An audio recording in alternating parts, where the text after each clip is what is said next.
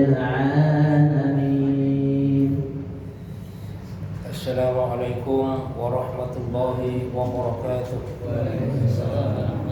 بسم الله الحمد لله ولا حول ولا قوة إلا بالله العلي العظيم.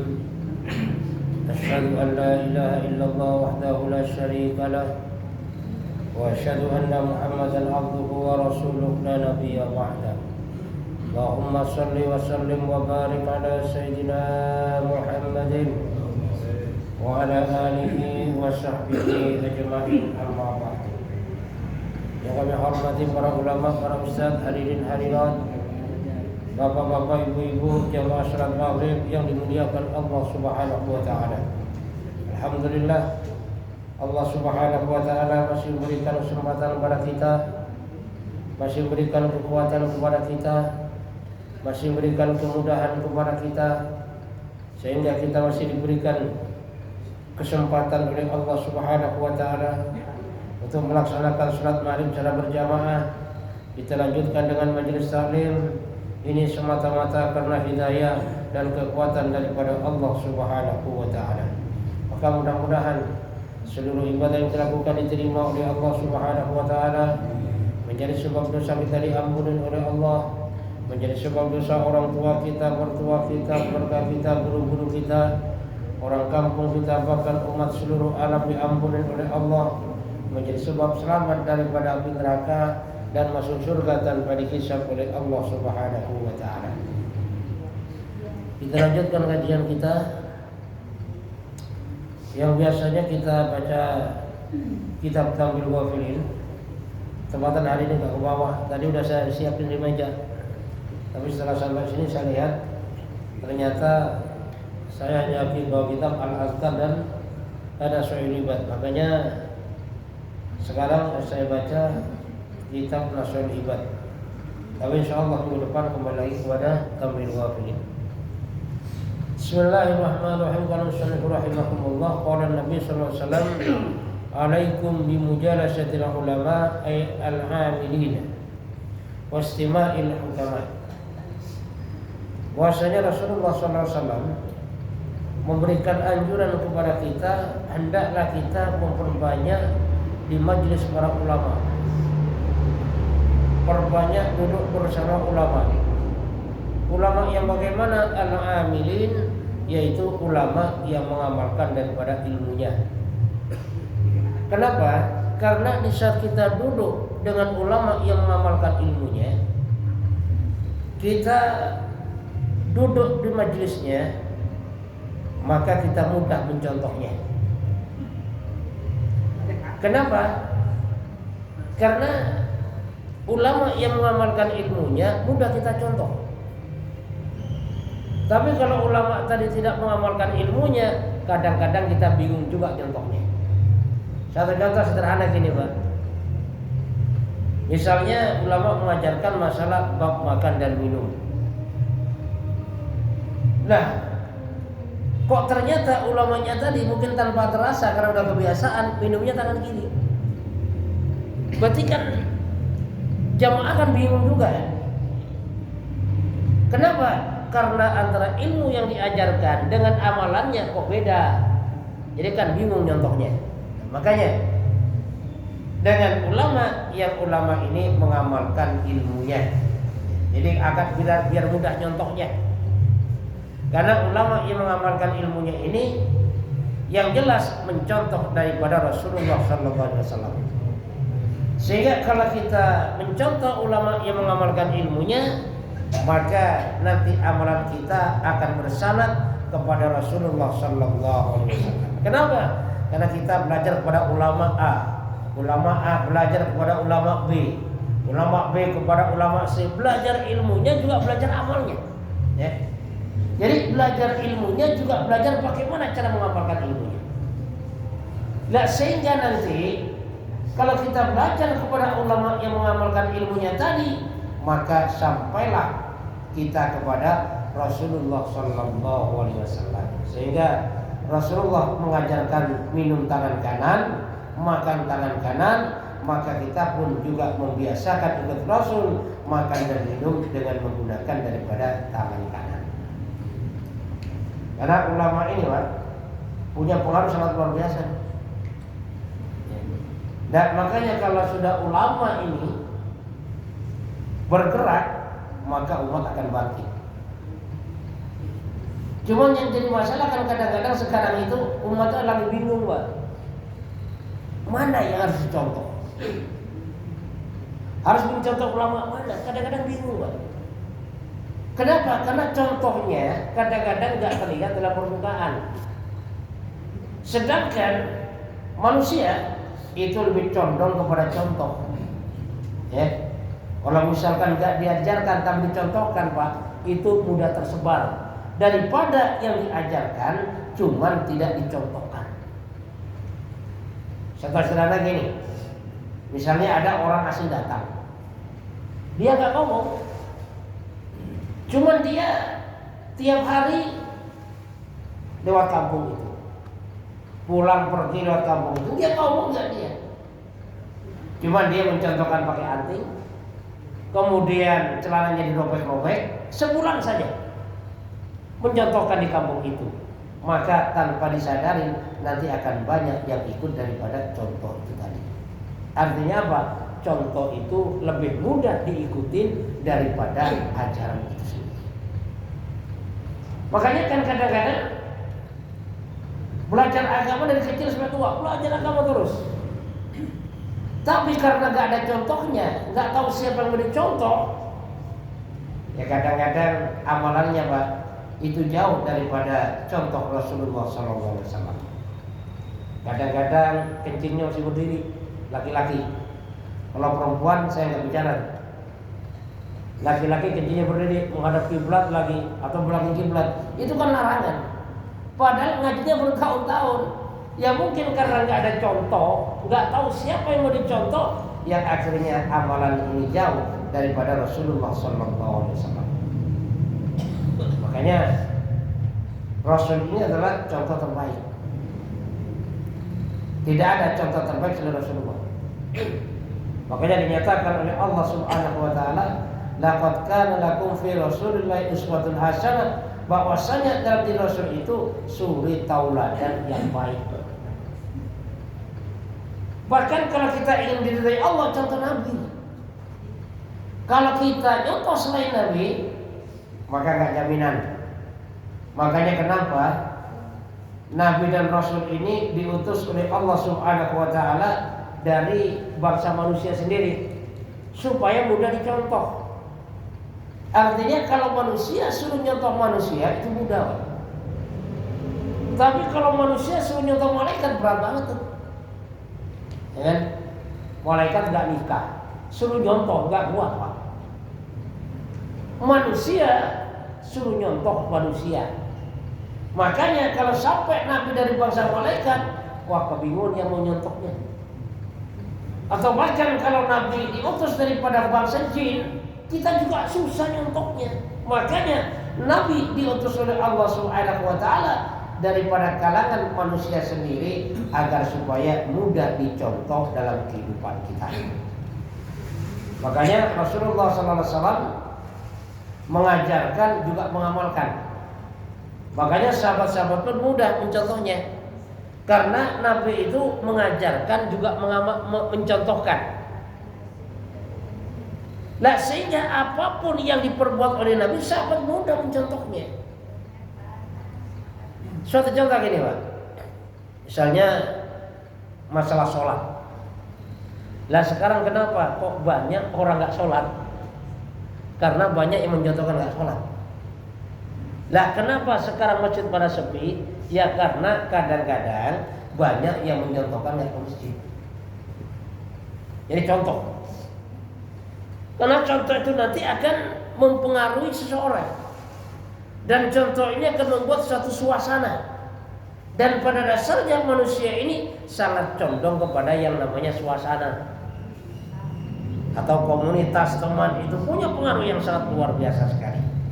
Makanya pesan Nabi, alaikum bimujalasatil ulama'i al-aminin, hendaklah perbanyak duduk majelis ulama, yaitu ulama yang mengamalkan daripada yang namanya ilmunya. Wastima'i kalamil hukama, dan mendengar ucapan daripada orang-orang hukam al-hikmah. Siapa al-hikmah ini? Ay al-alimina bi dzatillahi ta'ala al-musyyina fi aqwalihim wa af'alihim. Hukama adalah orang yang kenal kepada Allah. Kenal kepada Allah. Makanya orang yang sudah kenal kepada Allah Subhanahu wa taala, maka di dalam setiap perkataannya, setiap perbuatannya itu mengandung daripada yang namanya nasihat. Ya. Jadi hukama orang ahli hikmah ini orang yang kenal kepada Allah, dan setiap ucapannya dan setiap yang dia lakukan itu selalu mengandung daripada nasihat.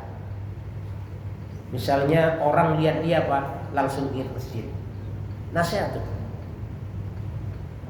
Orang lihat dia langsung ikut ingat Al-Quran. Orang lihat dia ingat akhirat. Orang lihat dia ingat majelis taklim. Dah, inilah termasuk orang-orang yang hukama yang sudah kenal kepada Allah Subhanahu wa taala, sehingga ucapannya mengandung nasihat, bahkan perbuatannya pun juga mengandung nasihat.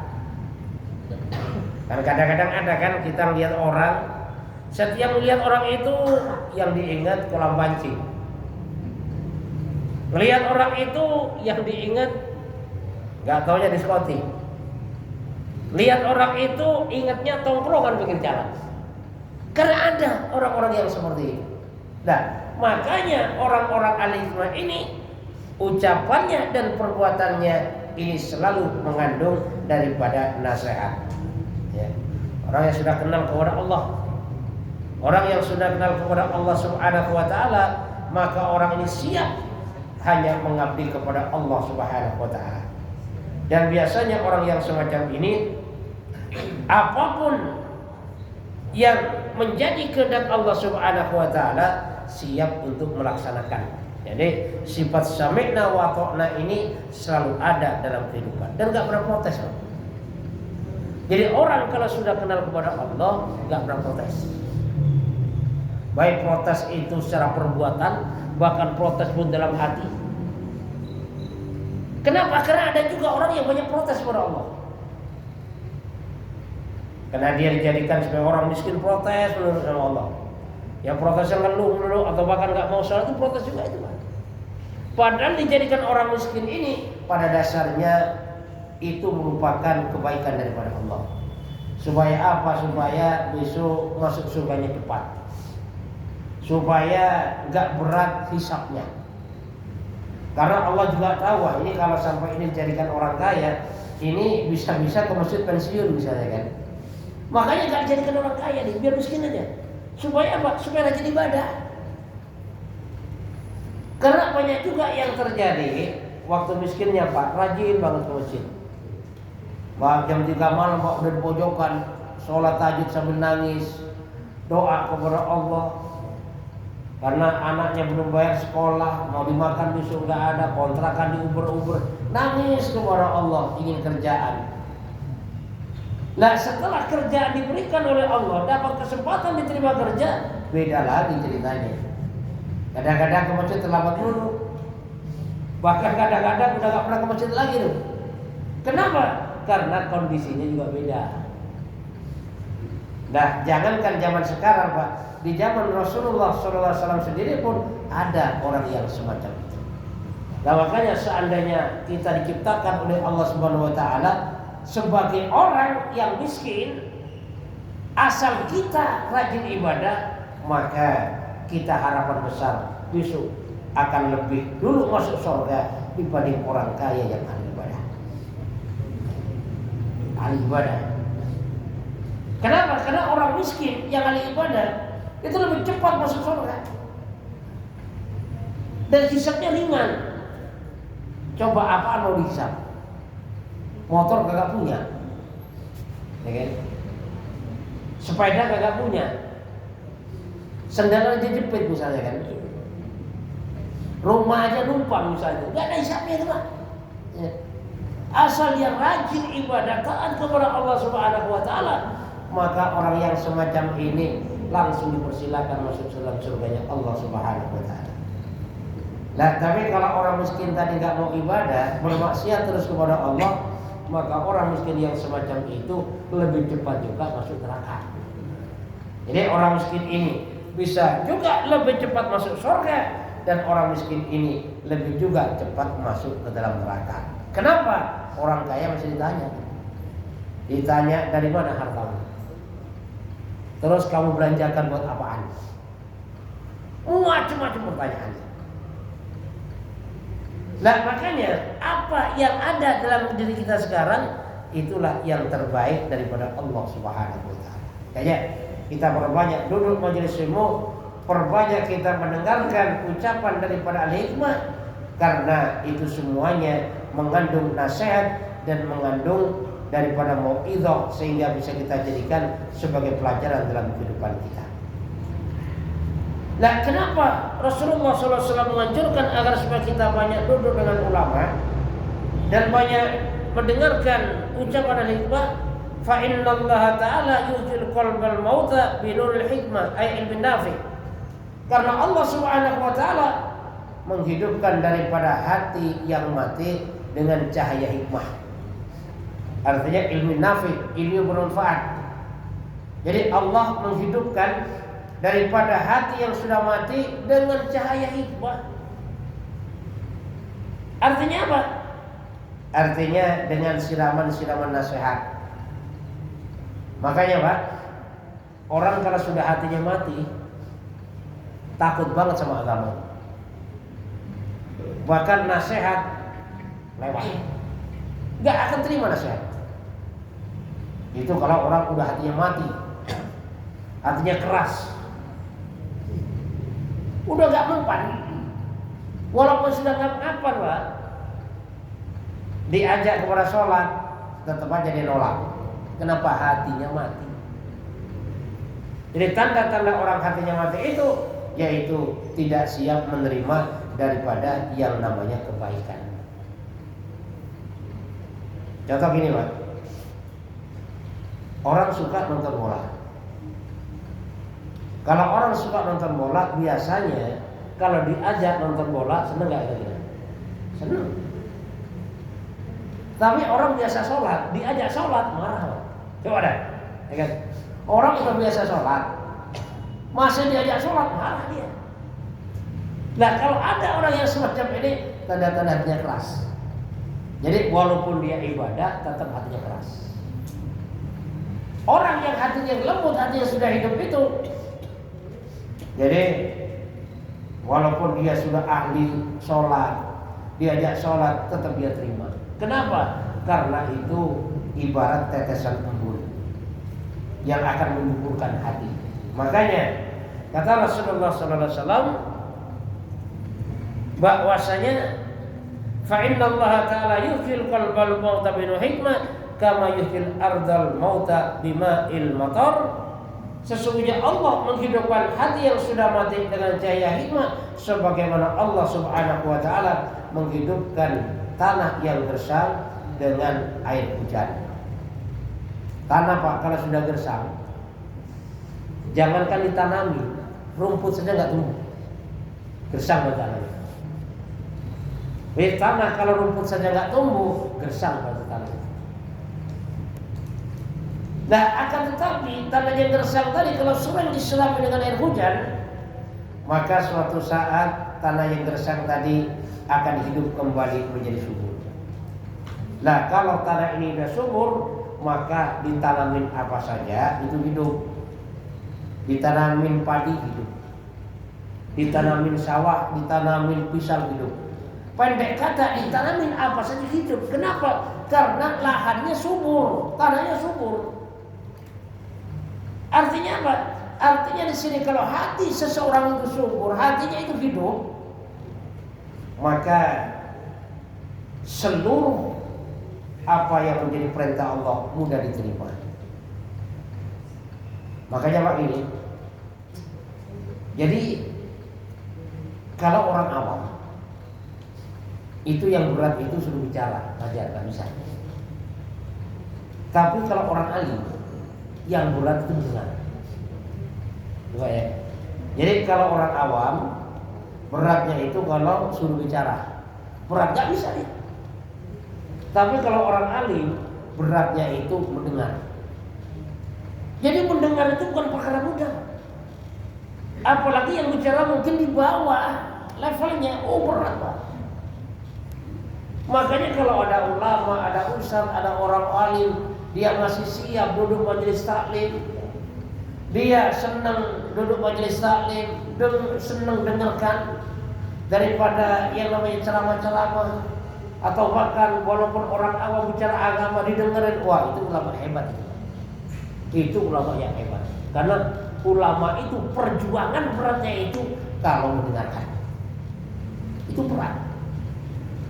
Ya mungkin kalau mendengarkan dari yang lebih tinggi itu masih mudah. Tapi mendengarkan dari yang lebih rendah inilah, atau mendengarkan dari kepada sesama, itu berat. Itu mujahadahnya ulama. Tapi kalau mujahadahnya berjuangnya orang awam ini, yaitu di saat misalnya suruh ngomong di depan, itu berat lah, karena nggak biasa, ya kan? Tapi kalau ulama perjuangannya itu yang berat itu kalau suruh mendengarkan, itu berat, ya kan? Jadi Allah Subhanahu wa taala menghidupkan hati yang mati dengan cahaya hikmah, sebagaimana Allah Subhanahu wa taala menghidupkan bumi dengan air hujan. Sehingga kalau hati kita sudah subur, maka sangat mudah sekali kita mendengarkan ceramah, kita mudah mendengarkan taklim, mudah. Bahkan walaupun kita dengar sudah 1000 kali, seakan-akan baru pertama kali kita dengar. Nah, makanya hati kita kalau sudah bisa memposisikan, sebenarnya sudah 1000 kali kita dengarkan itu saja. Tapi perasaan kita masih pertama kali mendengarkan, wah berarti itu sifat tolaknya sangat luar biasa. Nah, kalau kita punya hati yang semacam itu, maka kita bersyukur kepada Allah Subhanahu wa taala. Qala Nabi sallallahu alaihi wasallam, sayati zamanu ala ummati yafiruna minal ulama wal fuqaha fayabtarihimullahu bi salasi wilayatin. Selanjutnya adalah bahwasanya kata Rasulullah sallallahu alaihi wasallam, nanti suatu saat akan datang kepada umatku suatu zaman di mana umatku ini mereka berbondong-bondong lari daripada ulama dan lari daripada ahli fikih. Jadi ulama dicuekin, ahli fikih ditelantarkan. Coba bayangkan kalau sudah ahli fikih ditelantarkan, Pak. Wah, itu salah semuanya nanti ibadah orang Islam. Kenapa? Karena ulama ahli fikih yang mengarahkan kepada ibadah yang benar. Ahli fikih yang mengarahkan kepada hukum yang benar. Bagaimana sholat, fikih yang mengarahkan. Bagaimana zakat, fikih yang mengarahkan. Bagaimana puasa, fikih yang mengarahkan. Bagaimana akikah kurban, fikih yang mengarahkan. Sehingga kalau sudah ahli fikih ditelantarkan, dijauhi daripada umat, maka pada saat itu umat sebenarnya dalam keadaan kebutaan yang sangat luar biasa. Tapi suatu saat ada kata Nabi, umatku akan berbondong-bondong lari daripada ulama dan juga lari daripada ahli fikih. Nah, kalau sudah semacam ini terjadi, ibaratnya majelis taklim sudah sepi. Ini udah mulai terjadi, Pak. Majelis taklim sudah mulai sepi. Artinya apa? Ulama sudah mulai nggak dianggap lagi. Biasanya yang sholat maghrib sampai 300 orang, yang mau duduk majelis taklim 30 orang saja, itu sudah sangat luar biasa. Nah, kalau sudah jauh daripada ulama dan ahli fikih, maka Allah Subhanahu wa taala akan memberikan bencana, memberikan cobaan kepada umatku tadi, yaitu dengan 3 bencana. Apa bencana yang akan diberikan Allah Subhanahu wa taala? Yang pertama, yarfa'ullahul barakata min kasbihim. Allah Subhanahu wa taala mengangkat keberkahan daripada mata pencariannya. Allah mengangkat keberkahan daripada hartanya. Allah angkat keberkahan daripada kehidupannya. Sehingga apa? Sehingga hidupnya ini sudah gak berkah. Kenapa hidupnya gak berkah? Karena jauh daripada ulama, juga jauh daripada fuqaha. Nah, sehingga kalau sudah jauh daripada fuqaha, dia dagang, gak tahu bagaimana dagang secara agama. Sehingga dagang asal dagang aja dah. Asal untuk besar. Dia gak memperhitungkan bagaimana halalnya, bagaimana haramnya, bagaimana larangan dalam dagang. Gak memperhitungkan. Kenapa? Karena dia jauh daripada ulama ahli fikih, sehingga tidak mau ditunjukkan dan juga tidak mau mencari petunjuk bagaimana dagang yang benar, yang sesuai dengan apa yang dikehendaki oleh Allah Subhanahu wa taala dan Rasulullah sallallahu alaihi wasallam. Jadi keberkahan diangkat. Sehingga Pak, kalau sudah keberkahan diangkat kagak enak banget tuh. Emang duitnya banyak, cuman banyak masalah. Hidupnya enggak tenang. Memang dia bisa senang dengan hartanya, cuman enggak tenang. Bedakan senang dan tenang. Orang bisa mencari kesenangan, tapi belum tentu mendapat ketenangan. Dan misalnya orang ingin kaya, biar senang, bisa mencari kekayaan. Karena dia pejabat korupsi besar-besaran, mau senang dia. Mobilnya banyak, rumahnya banyak, duitnya banyak, senang, tapi hatinya nggak tenang. Sehingga malam was-was terus. Ada kucing loncat, dikirain apa, ada kaget. Banyak kata nggak tenang. Bisa jadi ada telepon bunyi, udah takut KPK datang. Dia mendapat kesenangan, tapi belum tentu mendapat ketenangan. Makanya saya ibaratkan gini, Pak. Jadi orang tenang dan orang senang. Orang tenang itu ibaratnya kucing peliharaan. Kucing peliharaan, Pak, itu tenang hidupnya. Kenapa? Tidur, bangun, meong, dikasih makanan, tenang. Gak ada yang lari sini, lari sana, itu gak ada.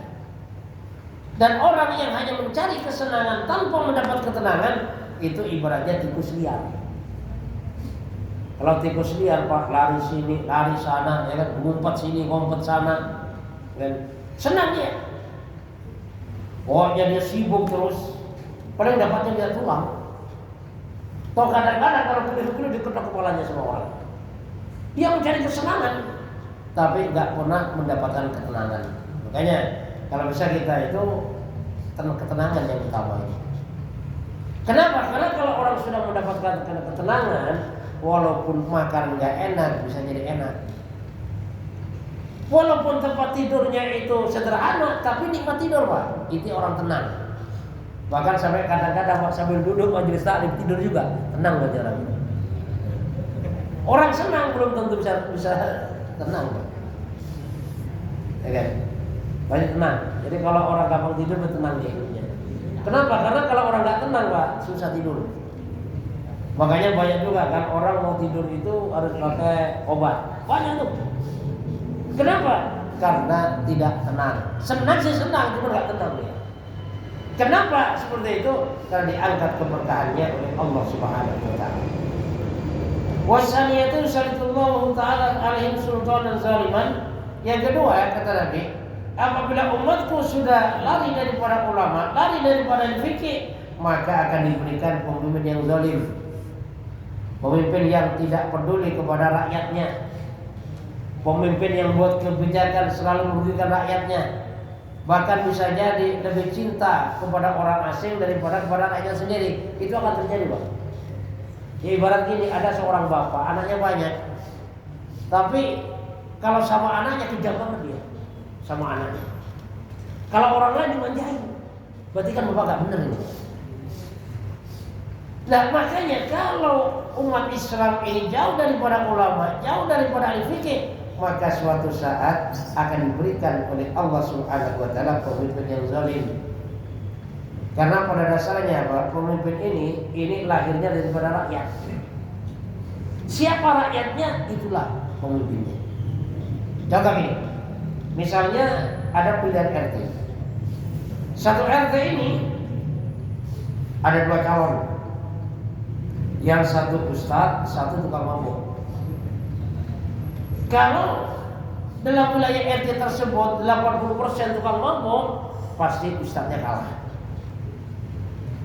Tapi kalau 80% santri orang ahli masjid, pasti ustadznya menang. Artinya apa? Artinya lahirnya pemimpin itu daripada kondisi rakyat yang ada. Siapa rakyatnya, itulah nanti pemimpinnya. Nah makanya agar kita diberikan pemimpin oleh Allah Subhanahu wa taala yang adil, yang bijaksana, yang tidak zalim, maka solusinya dekat kepada ulama dan dekat kepada fuqaha, sehingga dalam kehidupan kita ini apa yang kita amalkan selalu ikut acuan daripada para ulama dan juga para fuqaha, yaitu ahli fikih, sehingga maksudnya benar amalannya. Wasalisatu yakhruju min ad-dunya bighairi iman. Dan bencana yang ketiga yang akan diberikan oleh Allah Subhanahu wa taala apabila umat Islam, umat akhir zaman sudah jauh dari para ulama, sudah jauh dari para ahli fikih, maka akan keluar daripada dunia ini tanpa iman. Artinya apa? Meninggal dunia tanpa membawa iman kepada Allah Subhanahu wa taala. Inilah termasuk musibah yang sangat besar dalam kehidupan kita kalau sampai kita meninggal tanpa membawa iman kepada Allah Subhanahu wa taala. Nah, kenapa tidak bawa iman kepada Allah? Karena udah buta. Sudah buta ilmu agama, udah nggak tahu, sholat nggak tahu, ini nggak tahu. Kenapa? Jauh dari para ulama. Nah, makanya kita bersyukur kepada Allah Subhanahu wa taala, kita masih diberikan kekuatan oleh Allah duduk majelis taklim. Ini nikmat besar, Pak. Kita bisa sholat berjamaah, nikmat sangat luar biasa. Itu merupakan satu bencana dalam kehidupan kita kalau kita itu susah melaksanakan perintah Allah. Ya. Kalau batin kartu semalaman kuat, tapi zikir nggak kuat, ini masalah. Sholat susah, masalah itu. Kita perbanyak istighfar kepada Allah. Kalau sampai misalnya kalau berbuat maksiat kok cepat banget sih ya, tapi kalau mau ke masjid kok terasanya berat banget ini kaki. Ini kita harus banyak istighfar. Lah makanya kita diistiqomahkan oleh Allah sholat berjamaah. Setelah sholat Allah beri kekuatan untuk duduk majelis taklim. Ini merupakan satu kekuatan, suatu nikmat daripada Allah Subhanahu wa taala, nikmat yang sangat luar biasa yang harus kita syukuri. Cuman kan kadang-kadang kita kan kalau dapat duit 1 juta alhamdulillah gitu. Tapi di saat kita bisa duduk majelis taklim, kita bisa sholat berjamaah, kita bisa baca Quran, kita istiqomah berzikir, kita tidak pernah bersyukur kepada Allah Subhanahu wa taala. Bahkan seakan-akan sudah biasa saja. Padahal itu merupakan satu nikmat besar daripada Allah, yang dimana nikmat itu akan menyelamatkan kita dari dunia sampai ke akhiratnya Allah Subhanahu wa taala. Mudah-mudahan Allah Subhanahu wa taala berikan kepahaman kepada kita sehingga semakin hari semakin taat kepada Allah Subhanahu wa taala. Mudah-mudahan Allah Subhanahu wa taala istiqomahkan kita dalam kebaikan. Mudah-mudahan Allah Subhanahu wa taala berikan kita husnul khatimah. Mudah-mudahan kita yang masih punya masalah kita diberikan jalan keluar oleh Allah. Kita yang masih punya utang, mudah-mudahan dipermudah lunasi utang-utang kita. Mudah-mudahan anak cucu kita menjadi anak soleh dan soleha. Mudah-mudahan saudara kita, orang tua kita, guru-guru kita yang sudah meninggal dunia diampuni dosanya oleh Allah. Semua keburukannya diganti dengan kebaikan. Mudah-mudahan bersama kita semuanya selalu mendapat rahmat Allah, selamat daripada api neraka dan masuk surga tanpa dihisab oleh Allah Subhanahu wa taala. Subhanakallahumma bihamdika asyhadu an la ilaha illa anta astaghfiruka wa atubu ilaik. Wassalamualaikum warahmatullahi wabarakatuh.